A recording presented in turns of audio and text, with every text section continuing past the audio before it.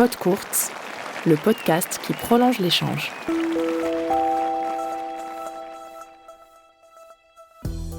Bonjour, c'est Christophe Perron.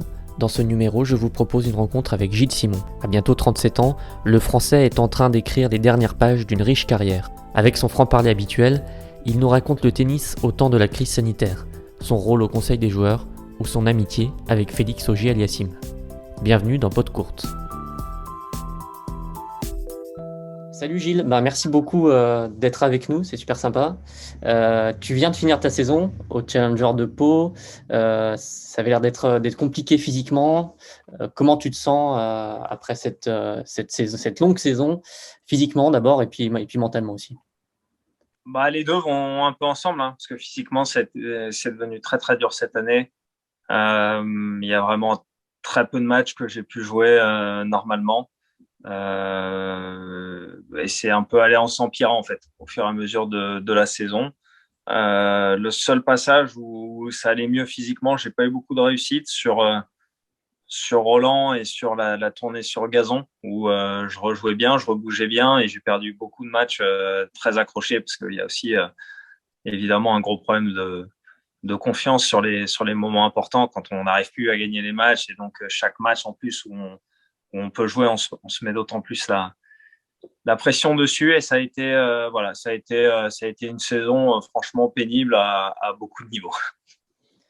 Et mentalement, comment tu as géré du coup cette alternance de blessures, comme tu le disais, de récupération pour arriver pas très en forme? Tu as eu des moments pas faciles, je crois, avec notamment cette période en février où tu as décidé de prendre un peu de recul. En fait, ce sont deux choses différentes. Ce qui est lié au terrain, je suis très à l'aise dessus. C'est-à-dire que il arrive ce qui arrive. J'ai 37 ans.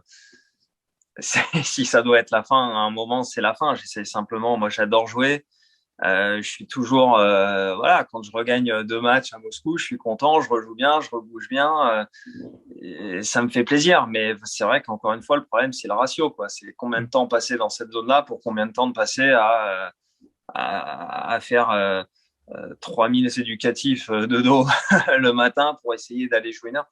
Mais ça, c'est accepté. Ce qui était dur mentalement, par contre, et c'est parce que c'était beaucoup plus dur pour moi de l'accepter dans ma logique, c'était vraiment toutes les règles liées,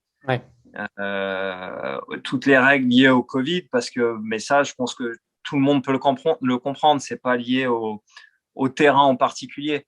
Alors c'est vrai que la question de la santé mentale, on en a beaucoup parlé dans le sport et même, surtout dans le tennis aussi.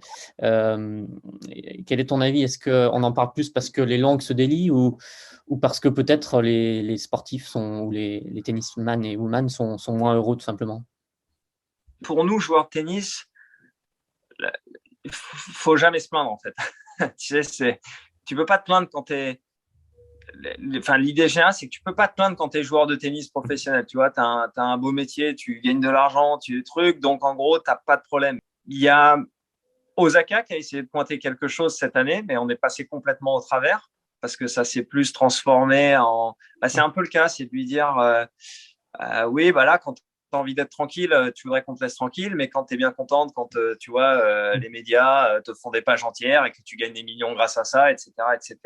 Alors qu'elle pointait, pour le coup, sur ce qu'elle pointait, elle pointait quelque chose de très juste, parce que la conf de presse, moi je l'ai même marqué dans mon livre, si tu veux, la conf de presse après match ou machin, c'est bon, voilà. Mais oui, on les voit, les mécanismes, le fait d'essayer d'aller chercher un joueur à un moment où il n'est pas bien. Et on n'est pas dans du devoir d'information, si tu veux. Tu vois, dans ce moment-là du journaliste, on est vraiment dans essayer de provoquer le truc, l'interview où le joueur va craquer, lâcher un truc, machin, faire un buzz. Et quand tu dis ça à un journaliste, il dit toujours non, moi je fais pas ça. Si, tu fais ça parce que c'est quand même une partie de ton travail aussi.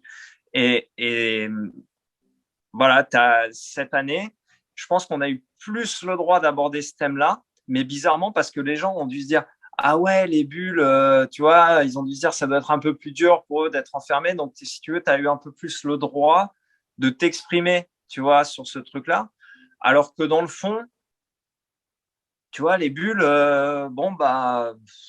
ouais, c'était pas drôle, mais c'est pas ça qui t'affecte le plus. Tu vois, encore une fois, ce qui t'affecte, c'est vraiment. En fait, ce qui t'affecte le plus, c'est les règles inutiles. C'est comme tout le monde. C'est la règle pour faire beau, la règle qui t'emmerde, qui ne sert à rien, mais qui est là pour l'image. Et comme nous, on est un sport d'image, eh ben, on en a eu un paquet de règles comme ça. Un paquet de règles où toi, encore une fois, comme pour tout le monde, chacun a eu plus de contraintes dans son travail, chacun a dû faire plus d'efforts sur certaines choses, mais quasiment dans chaque travail. Je connais très peu de personnes que le Covid n'a pas du tout affecté dans leur manière de travailler. Donc, il y a des précautions qu'il faut prendre et qui doivent être prises. Et puis, il y en a d'autres qui sont là pour la com, qui sont là pour l'image, qui sont là pour qui se rajoutent à celles qui sont nécessaires et qui étaient un peu too much. Est-ce que tu penses que cette crise du Covid, elle va changer le tennis en profondeur sur le long terme? Il y a peut-être un ou deux trucs qui se sont accélérés, on va dire. Des choses qui étaient déjà dans les papiers et qui, voilà, c'était la raison pour le faire. Et donc on y va gaiement, tu vois, le moins de personnes, genre le live vocal qui va arriver partout. Quel est ton point de vue par rapport à ça? En tant que spectateur, on a un peu l'impression d'un spectacle un peu déshumanisé. Je ne sais pas si en tant que joueur, ça a un impact. Moi, je me suis exprimé là-dessus, mais après, il faut voir que les jeunes, eux, ils ont grandi un peu plus avec ça, donc ça les choque pas. On a une réunion du conseil des joueurs où moi, j'ai essayé de mettre en avant quelque chose parce qu'ils étaient en train de bloquer sur le toilet break, qui est un peu systématique maintenant pour les joueurs qui perdent Et moi, je leur ai dit que de mon point de vue, c'est une simple conséquence en fait de leurs actions. C'est-à-dire que pour moi, c'est un sujet qui était assez important parce que effectivement, le rythme d'un match est important, même pour un spectateur ou un téléspectateur. Il y a une idée qui est propagée en général par la télé, et je ne sais pas trop pourquoi, qui est qu'un match de tennis, il faudrait qu'il soit plus court. Il y a beaucoup de personnes qui poussent dans l'ombre pour ce projet-là, alors qu'on a encore eu des records d'audience sur des matchs très longs en Grand Chelem cette année à Roland, et où, pour le coup, les 25 secondes sur les demi-finales et sur la finale, elles n'ont jamais été respectées. Et sur le Djokovic-Nadal, on aurait eu beaucoup de mal à imaginer un arbitre mettre un warning à chaque point pour time violation, alors qu'il n'y avait jamais 25 secondes. Parce que quand un match parfois est intense aussi comme ça, le public s'en mêle. Il y a des points de dingue, les mecs font des rallyes de 70 frappes, ils ont fait des gammes longues lignes, croisées, court croisées, truc. Enfin, c'était. Et tu regardes le match et tu dis, il est fantastique ce match de tennis, tu vois. Et finalement, il dure 2 heures, 3 heures, 4 heures, 5 heures. Tu regardes. Donc en fait, maintenant, l'arbitre, il doit être concentré sur la gestion du match, tu vois. Redonnez-lui la gestion du match. Parce qu'en fait, là, sinon, dans ce cas-là, juste vous mettez la shot clock et elle fait pip quand c'est 0 et ça fait la même chose, tu vois. Dans ce cas-là, vous mettez une annonce électronique, il n'y a même plus besoin d'arbitre non plus. Donc moi, je suis très pour redonner à l'arbitre l'importance et la place qu'il devrait avoir sur le terrain, savoir aussi la gestion de match. Regardez ce qui se passe, qui est là en tag. Et c'est à ça que tu vois aussi un bon arbitre. Et pour moi, un arbitre qui te met un warning à 26 secondes, ou tu sais, quand tu es prêt à servir et que ça touche 0 et qu'il te met warning, c'est un mauvais arbitre. C'est-à-dire qu'en fait, c'est un robot, quoi. Par exemple, Roger, ça lui a parlé parce que Roger, c'était un des joueurs qui est très rapide, qui avait un rythme très rapide, très stressant sur le terrain, et qui avait aussi milité pour que le jeu s'accélère et que disait non mais ça c'est pas normal qu'à un moment les mecs puissent prendre 1 minute 30 ou quand ils arrivent sur le terrain ils sont pas prêts, c'est pas normal. Donc il était vraiment en faveur et on était là quand on a implémenté la règle. Et maintenant on se retrouve nous à râler et à dire parce qu'il a été traumatisé parce qu'à Dubaï il a pris pareil un warning sur un jeu de retour parce qu'il ses suivants lui a dit non faut que tu suives le rythme du terrain. Et il dit mais attends, et là d'un coup je suis arrivé, j'ai l'impression que j'avais un stress permanent tout le temps. Et c'est intéressant parce que comme il a beaucoup moins joué avec ses blessures et tout, et qu'il revient et que c'est un joueur qui était vraiment réputé pour être rapide, quand lui te dit non mais là les gars ça va trop vite, et à un moment il faut se détendre, tu dis ouais les gars ça va. Mais on a beaucoup de mal à se faire entendre là-dessus et pour l'instant il reste bloqué sur le mode métronome et ça va malheureusement amener à ce que tu dis. Pour moi, hein, ce feeling que j'avais eu en regardant ce Masters des jeunes il y a 2-3 ans avec ces jeux en 4 jeux et où ils prennent leurs serviettes et ça s'annonce tout seul et t'as l'impression qu'ils sont tout seuls, t'as l'impression qu'ils font un point, tac, boum, un point, tac, boum. Il n'y a plus de momentum. Parmi les mesures dont on parle, enfin en tout cas les réformes envisagées, il y a la question du coaching aussi. Quelle est ton opinion sur cette question? Je pense que le coaching, c'est un gros changement dans le sport. C'est un changement vraiment drastique. Parce qu'en fait, c'est pareil, c'est deux philosophies qui s'affrontent. C'est encore une fois, parce que quand il y avait le coaching, l'idée qu'il y avait derrière, c'était le rêve d'avoir Tony Nadal qui parle tu vois, et qu'on sache ce qu'il dit à Rafa, parce que les gens veulent toujours savoir ce qu'ils se disent, ce qu'ils machin, ce qu'ils truc, ils ont l'impression d'une proximité, donc c'est quelque chose qui va vendre, c'est sûr. Par contre, il y a un changement qui est quand même fondamental, c'est que pour moi, l'idée du tennis, c'est deux joueurs qui s'affrontent. Tu vois, et il y a des solutions à trouver, et les solutions, elles sont à trouver par le joueur, pas par l'extérieur. Et ça fait partie de la construction d'un joueur de tennis, de comprendre ce qui se passe sur le terrain, de savoir comment jouer, de faire des choix tactiques, de prendre des options, de chercher, etc. Et si tu as un avis extérieur, eh ben ça change, ça va vraiment changer des choses. Parce que tu as des joueurs qui ont des capacités d'exécution exceptionnelles, vraiment très fortes. Et si tu les guides, lui dis, tu me fais ci, tu me fais ça, tu me fais ci, tu me fais ça, et qui sont en mode exécution, qui vont devenir de très grands joueurs, parce qu'ils ont vraiment tout ce qu'il faut en termes de coups, mais qui sentent pas forcément le jeu, le tennis comme d'autres. Tu penses à qui, par exemple? Je donnerai pas de nom, mais j'en ai. Je donnerai pas de nom, mais j'en ai. Et ces joueurs-là, par exemple, quand ils jouaient en Coupe Davis, souvent, ils étaient bons. Parce que tu as le capitaine tous les deux jeux pour le recentrer, le recalmer. Et même les joueurs qui sont nerveux, tu sais, des joueurs qui pètent les plombs, qui machin. Quand le mec pète un plomb et qui met 5, 6, 7 jeux à se remettre à l'endroit, et ben c'est 5, 6, 7 jeux qui défilent dans ton sens. Ou quand c'est toi qui pètes les plombs, dans le sens de ton adversaire. Quand tu as quelqu'un tous les deux jeux qui peut dire attends, je viens, on calme le truc, bref, ça change. Tu en as parlé un petit peu tout à l'heure. Donc, toutes ces questions, j'imagine que vous les abordez au conseil des joueurs. Est-ce que tu peux, on ne sait pas trop comment ça se passe, nous raconter un petit peu à quelle fréquence vous vous réunissez, comment, quelle est l'ambiance, voilà. En ce moment, on se réunit beaucoup parce qu'il y a beaucoup, beaucoup de sujets et l'ambiance varie en fonction des sujets. Quels sont les sujets de Discord alors?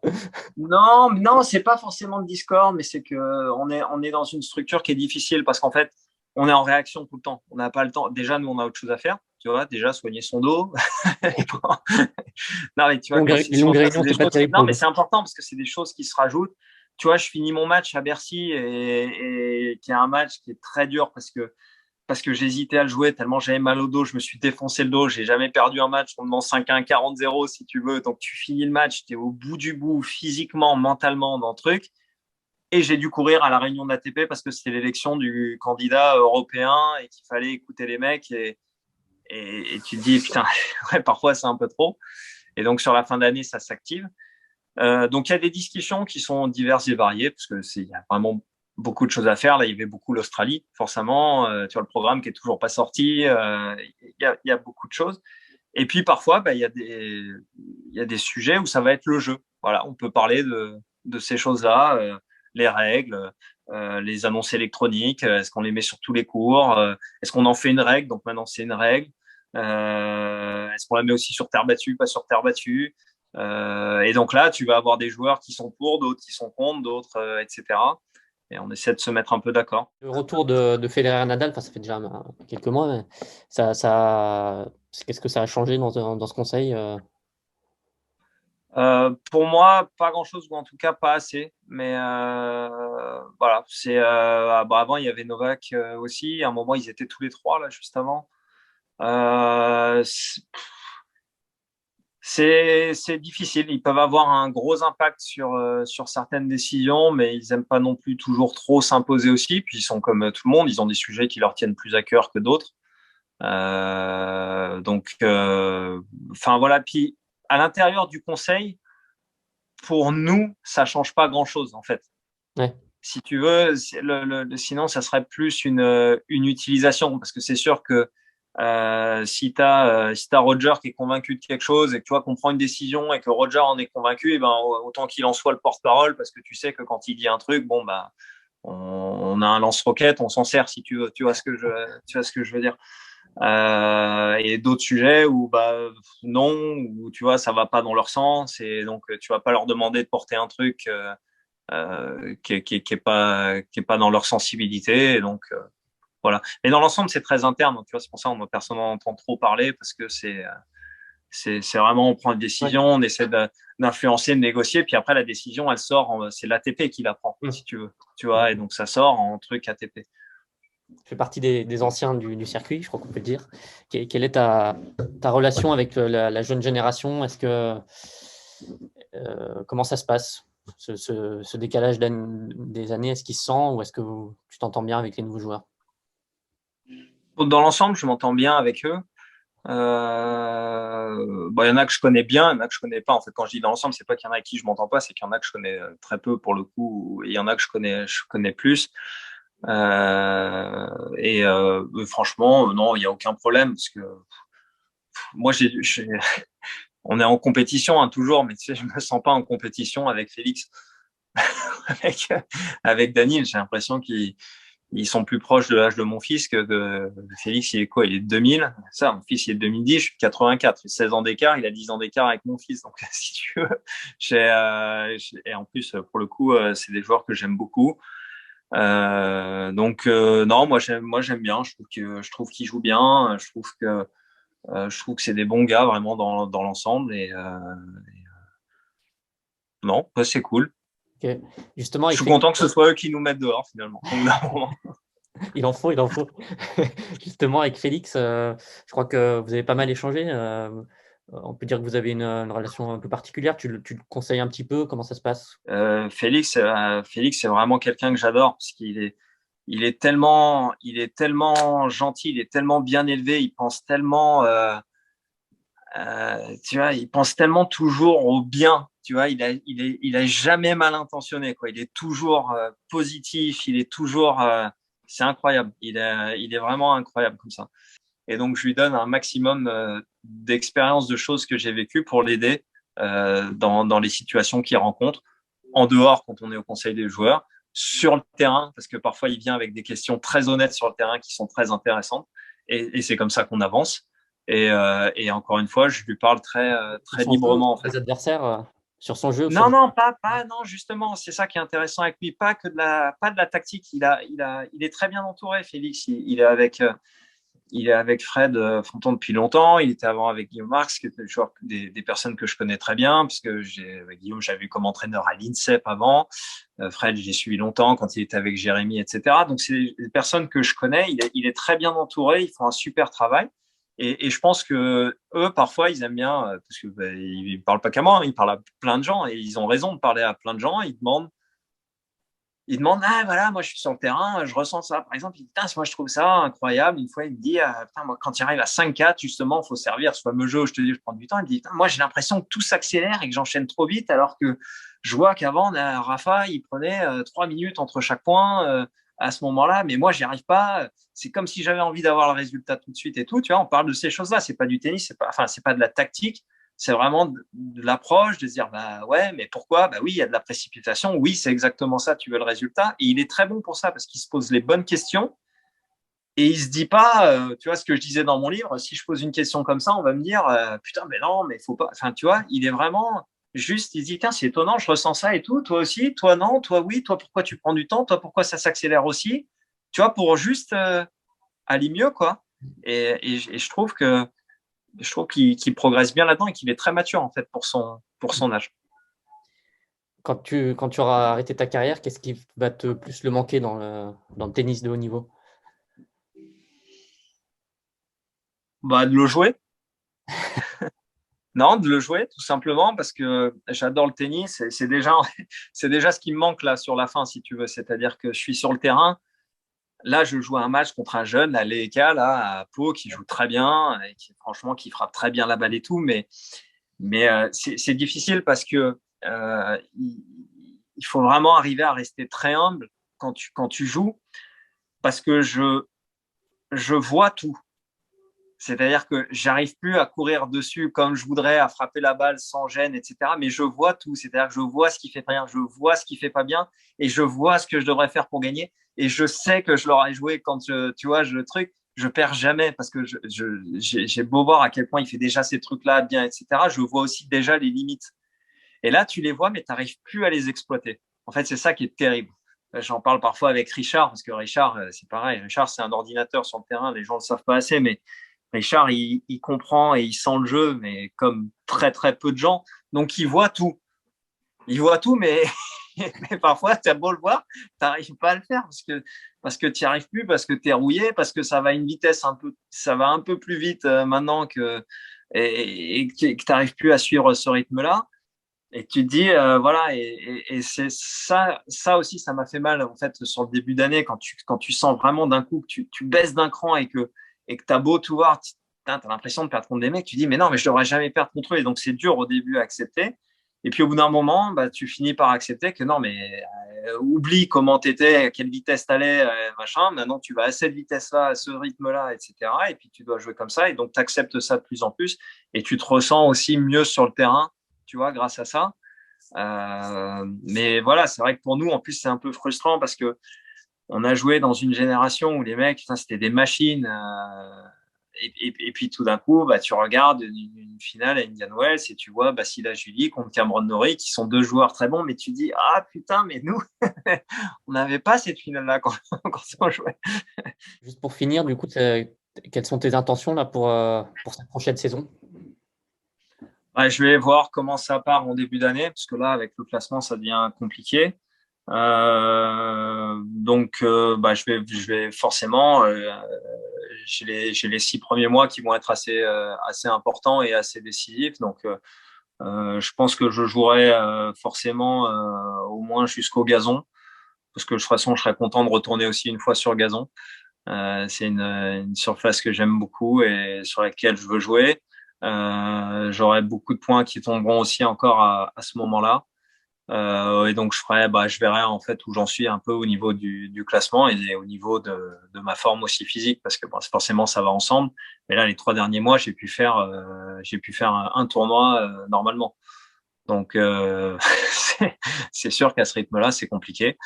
Et si jamais j'arrive à me remettre en forme, bah, là, ça dépendra des résultats et du classement et de la forme. Mais tu pars pas en te disant c'est ma dernière saison, en aucun cas. Je me dis qu'il y a de fortes chances que probablement ce soit la dernière saison, mais on ne sait jamais en fait. Je me dis toujours, on ne sait jamais. Parfois, si tu joues bien, si ça revient, si d'un coup tu as moins mal et que tu arrives à jouer et que tu es content de jouer, tu peux aussi continuer. Donc, j'ai pas envie de me dire quoi qu'il arrive, tu vois, c'est la dernière, même si là, si tu me demandes maintenant, alors que depuis l'US Open, j'ai pas pu faire un match normalement.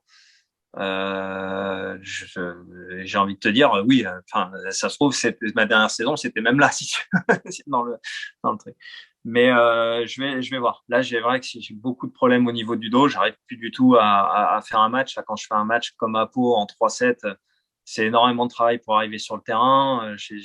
J'avais fait à peine quelques jeux à l'entraînement avant, donc forcément quand tu arrives à un set partout, je suis fatigué de partout parce que bah, tu n'as plus le rythme non plus. Donc, et j'étais juste content de franchir la ligne d'arrivée. Donc, tu remets les objectifs beaucoup plus bas. Tu dis, au moins, j'ai fait un match et je l'ai tenu en entier. Mais voilà, faut que ça revienne. Jeu, set et match. C'était Pod Courts, le podcast qui prolonge l'échange.